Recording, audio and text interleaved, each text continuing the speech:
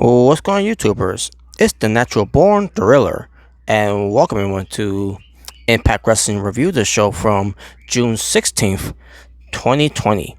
I apologize for the delays of giving you Impact Wrestling reviews, and I'm about to catch on track on this one, where it pertains to the build-up, continuing, where it pertains to Summerversary 2020. So, also, reason why why I didn't do this sooner. Um, I was being lazy, unfortunately. That's basically the best answer I could give to you, folks. But also, I was trying to do it earlier today, but then something came up too. Pertains to family events. So, but that will be revealed sooner, later in the week. But yeah, Josh Matthews and Madison Rain, your commentators, for the June 16, 2020 edition of Impact Wrestling on Access TV and on Twitch TV. So let's get right into it, folks.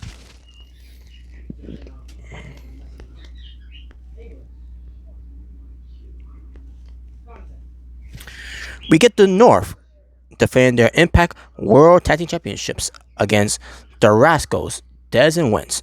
The North, by the way, is Josh Alexander and Ethan Page. The match itself was pretty good of what I've seen. Obviously, in the end, the North ends up retaining, still, the Impact World Tag Team Champions as the most dominant tag teams in Impact Wrestling as of right now, since LEX.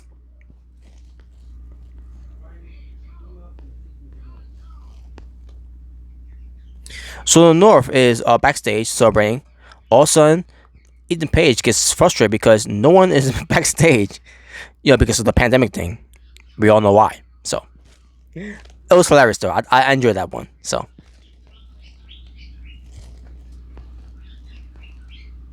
we get to Jimmy Havoc.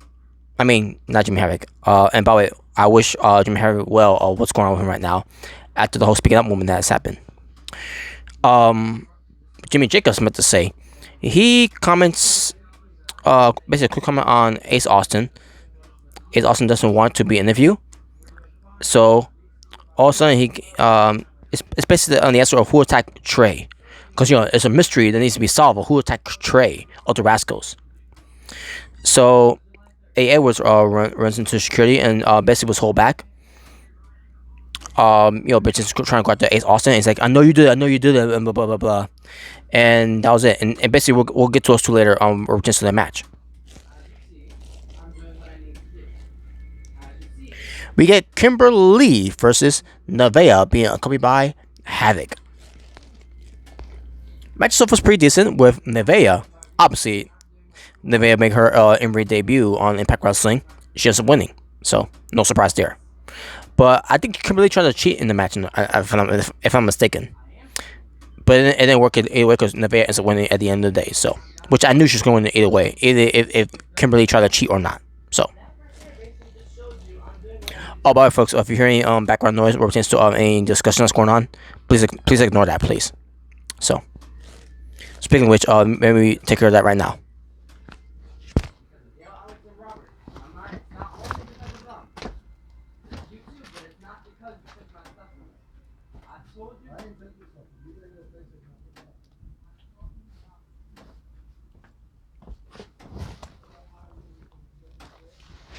Alright, so taken care of. Basically, I took care of it where it pertains to closing the door. That way, it'll be less noise. So, there you go. But yeah, like I said, Nevaeh won, which I thought was a decent match. And I thought Nevaeh looked decent in the match too, by the way. First time we seen her wrestle, I thought she looked decent. The North runs into Ken Shamrock, the world's most dangerous man. And basically, Ken Shamrock challenges one of them to a match, and it ends up being Josh Alexander. I don't know. I don't remember if it was during this episode or the next episode of it, but we'll get to that. Rui Rajul, he's crossed off against Rhino, and basically we see a review package before we get to the match itself. We're to Jake Christ, we're to join with Joseph P. Ryan, RVD, and K. Forbes, where pertains this whole cancel culture thing, which we'll get to more of that Hopefully, we will. Probably on the next review of Impact Wrestling. But we'll see.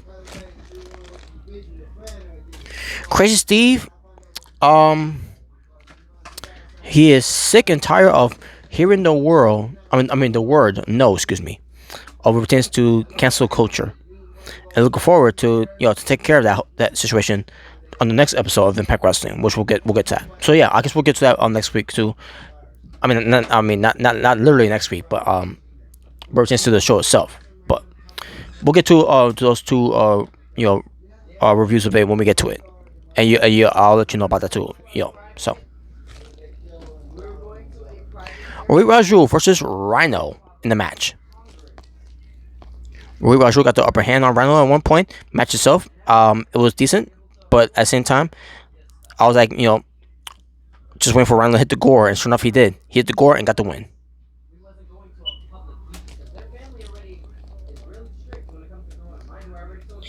Impact Plus moment of the week was EC3 versus Kurt Angle for the at the time the TNA World Heavyweight Championship back in 2015, by the way, and that was a great match too, by the way.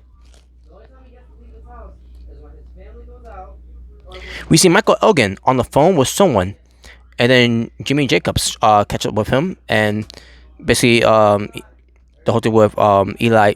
I mean with Michael Elgin. I don't know why I have a brain fart there. To see if he was the one who attacked Trey, and then he says he denies. Basically, he denies it and everything. And there you go. Nothing to say about that. So, and we'll get to Michael Elgin too. Once we get to it. Not just review, but the other reviews. Moose backstage, as the TNA World Heavyweight Champion, the greatest sports athlete of all time. He puts it online against Hernandez. And we'll get to that later. Susie is being questioned. Rather, not she be good anymore. And then Kylie Ray, that she likes Susie, and she wants her to continue to be a good person. Ty Valkyrie shows up, and Ty Valkyrie basically wants Kylie Ray to cut the whole Mr. Rogers crap, and everything, and she encouraged Susie to be bad, and Susie didn't want to have any of it. And after saying all that, Ty Valkyrie changes her statement and by saying that that both of them are annoying, and also she wants basically, I think she wants to look for Bravo. I guess she's claiming she can't find Bravo, that whole thing. So there you go. One moment, folks. Hope that's less noise now. So let's continue. I forget to Moose defend his TNA World Heavyweight Championship against Hernandez. And the match I thought was pretty decent. And also thinking to myself too, why was this not the main event? Just saying. In the end, Moose wins, obviously. It was a decent match. I enjoyed it. Also, we hear a music playing of EC3. Trouble. That theme song. And then it cuts off, and then went back to Moose's theme, and then Moose blames the referee. Like himself, what's the referee have anything to do with that? He doesn't know what's going on. That made no sense there in a way. So, but whatever,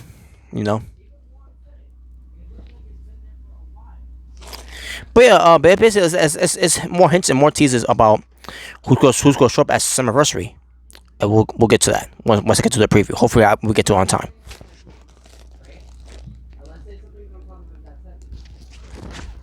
The Rascalz and Reno Scum are backstage. Basically, Dez and Wentz are basically accusing Reno Scum, which is Alan Dorso and Luster the Legend, of attacking Trey, and they deny it because what pertains to holding with Ace Austin, because Ace Austin hasn't paid them what pertains to their services and all that, and they're done with them with Ace Austin basically.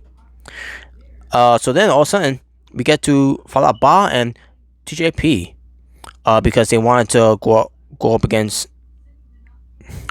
the Reno Scum, and I believe it was during that whole thing where was I try to remember how the Reno Scum said it and how the Fallout Ba and TJP said it. It was somewhere in the line of We'll see about that. I think you'll see about that. I can't remember how they said it, but I thought it was hilarious. They kept saying it. But there you go. We go outside. We see the Deaners are so happy on that together again. Also in the with William Mack, and basically they're talking about some exchange of jokes about Chris Bay and Johnny Swinger. And I thought this was the most awkward thing I've ever seen in my entire life. But then again, I've seen worse. Reno Scum versus Triple XL, which is Larry D and Ace Romero. Match itself, it was decent, but in the end, it was Reno Scum winning because they're going to be going up against the Rascalz, or I think it was TJP and Falaba, if I'm not mistaken. But but yeah, that built them up, to be a threat tag team. Wow, Ace Austin along the side. So Chris Bay and Johnny Swinger have a little discussion with the Deaners and William Mack on how they are going to take care of them. Johnny Swinger says that he knows a guy who will be willing to help. So he calls for him, and after finding out, the friend that cannot work in 90 days, and I say to myself, who could it be that person that couldn't work for 90 days? That John Sugar is has some connections with. That was ridiculous, but it didn't work out anyways because obviously, but John Sugar nothing works out.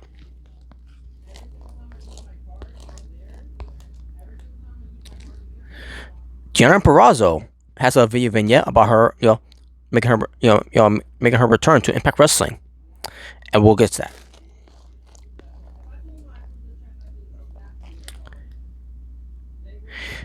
Gia Miller. I'm assuming that's her. Her name, unless it is Ace Austin's girlfriend, who's there right now as an interviewer, who asked Jordan Grace her thoughts on Gianna Perrazzo, and that the piece of that was just shown about her. So she says that all Perrazzo had to do was ask for a shot of the title, and she gave her one shot of that she then had to come to the ring and attack her. Oh yeah, that's right.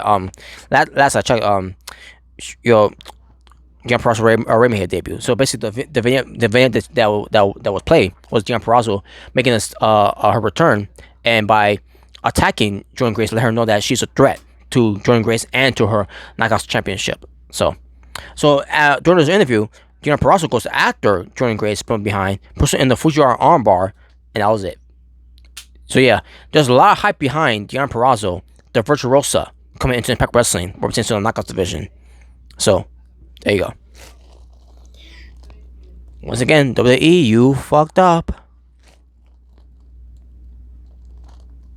Main event time is Ace Austin versus Eddie Edwards in the Street Fight match. Now, I wasn't into it at first because I already seen it before, and on top of that, I'm not high on Eddie Edwards' character anymore. Representing him being crazy and blah blah blah and all that. I'm done with that already. Can we please go back to the old Eddie Edwards, representing him being a wrestler, the American Wolves, who was a former World Heavyweight Champion of TNA? Can we get that Eddie Edwards back? Until then, I don't care about this Eddie Edwards. This Eddie Edwards is shit. I don't care for him anymore. I even talked about before when he returned. I was like, oh, Eddie Edwards is back. Whatever. That's how I feel. I feel nothing with Eddie Edwards anymore. As long as he gets away with that gimmick that he's doing right now, I'm not gonna care about him anymore. And neither I should care about him anymore. No matter how good matches he's put on, like he did with Ace Austin in the Street Fight match. In the end, it was Madman Fulton coming out of nowhere and attacks Eddie Edwards and basically awarding Ace Austin to win the match here. So now that's a thing now. That's an alliance. Ace Austin and Madman Fulton. Madman Fulton away from OVE, which I will talk more about that when I get to it eventually. But yeah, I think that's great. I love the pairing between Ace Austin and Madman Fulton. Awesome. Loved it. And that was the main event. Ace Austin wins. It was a good match though. Not gonna say it was that bad, and I didn't care for it that much, but it was still good. There was some cool spots in the match. So Talking about wrestling for Impact Wrestling from June 16th, 2020. 6 matches in my overall strength for the show. I'm going to go with a 8 out of 10. So that being said, thank you for watching for It's Natural Born Thriller, saying peace on the streets. This was your Impact Wrestling review from June 16th, 2020. Until next time, folks, with Impact Wrestling reviews, which I got to do a lot of catching up to do. You all stay well, stay safe, take care of yourself for everything that's going on in the world. I'm out. Ta-ta for now.